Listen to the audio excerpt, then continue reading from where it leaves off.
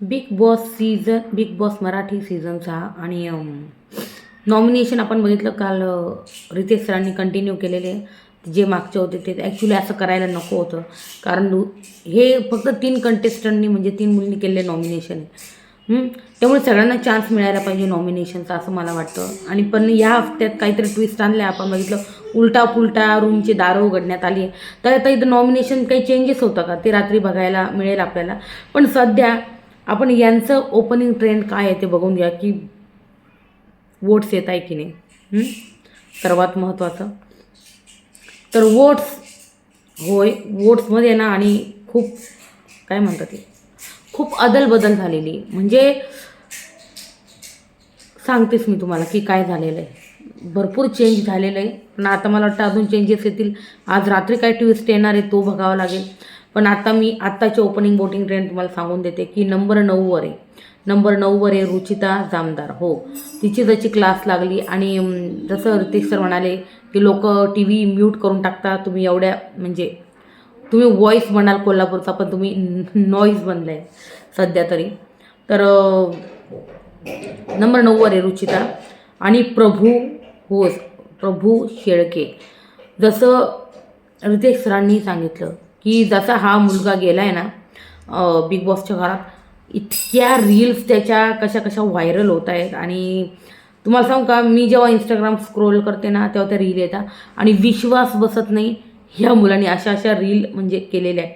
जेव्हा काल तुम्ही बघितलं टास्क दरम्यान जेव्हा सोनाली बोलली का प्रभूबरोबर मला बाहेर कोलॅब करायचं आहे, आणि जेव्हा रितेश सर काय बोलले ऐकलं ना, तो लहान नाही आहे, तो मोठा आहे आणि त्याला सगळ्या गोष्टी कळतात.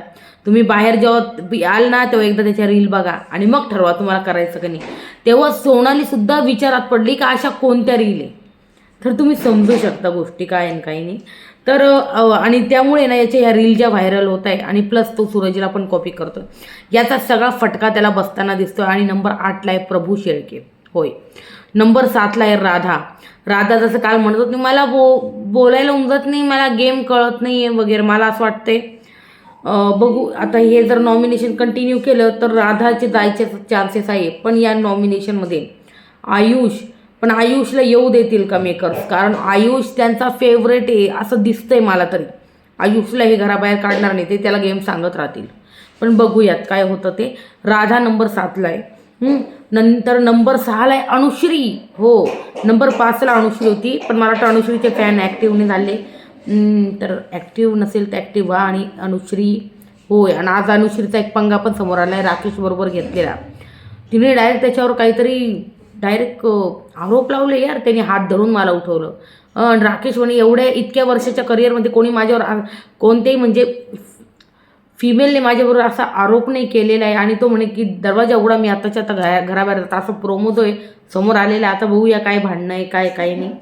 तर अनुश्री नंबर 6वर आहे. आणि नंबर 5वर आहे दीपाली सय्यद. हो, दीपालीने काय ग्रेसफुली काय डान्स केला होता काल तो. आणि दीपालीची स्तुती पण केलेली रितेश सरांनी, तर त्याचा फायदा होताना दिसतोय. दीपाली नंबर 5वर. तर नंबर 4वर आहे करण सोनवणे. ओव्हर कॉन्फिडन्स नाडला का, डायरेक्ट 2 स्टेप डायरेक्ट खाली आले करण सोनवणे नंबर 4वर. तर नंबर 3वर आहे सागर कारंडेची काल खूप जास्त स्तुती झाली.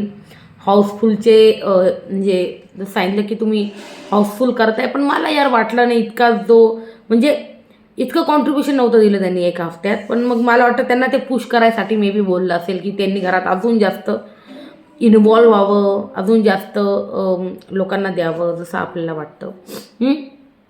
तर लोकांपर्यंत जास्तीत जास्त यांनी म्हणजे पोचावं, घरामध्ये म्हणजे घरांमध्ये एक एंटरटेनमेंट फॅक्टर आणावं, म्हणून सागर कारंडे आहे नंबर 3वर. तर नंबर 2वर आहे भाई दिव्या शिंदे सरकार. या मुलीला मेकर्स जास्त दाखवत नाही आहे, पण ही मुलगी तिचा ठसा जो आहे ना तो उमटवते आणि दाखवते. जितकं तिचं दाखवते ना, म्हणजे जितकं तिला दाखवते ना, तर बऱ्याच गोष्टी तिच्या दिसत आहे. जसं तिला बऱ्याच वेळा बोललं जातं की तू इंग्लिशमध्ये बोलते हे ते, पण ते तुम्ही शेतकऱ्याची मुलगी आहे आणि मी बोलेन मला जसं वाटेल तसं. तर तिच्या गोष्टी पण बऱ्याच दाखवल्या जात्या. पण बाहेर सर्वात जास्त हात जर कोणाचा असेल तर तिच्या PR टीमचा.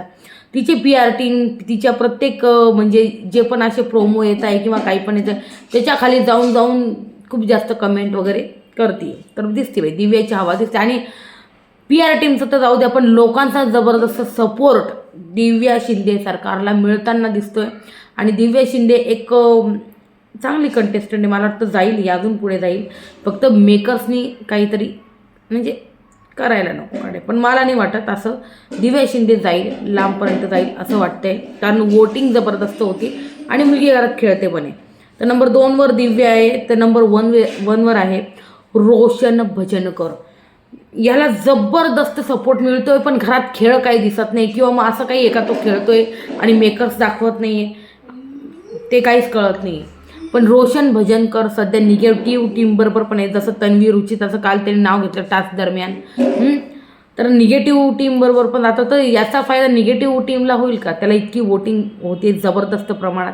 बघूयात काय होतं काय नाही, पण सध्या रोशन भजनकर हा नंबर 1वर चालला आहे. हे होतं ओपनिंग वोटिंग ट्रेंड. तुमचं काय म्हणणं आहे मला सांगा कमेंट सेक्शनमध्ये. व्हिडिओ आवडल्यास लाईक शेअर आणि सबस्क्राईब नक्की करा.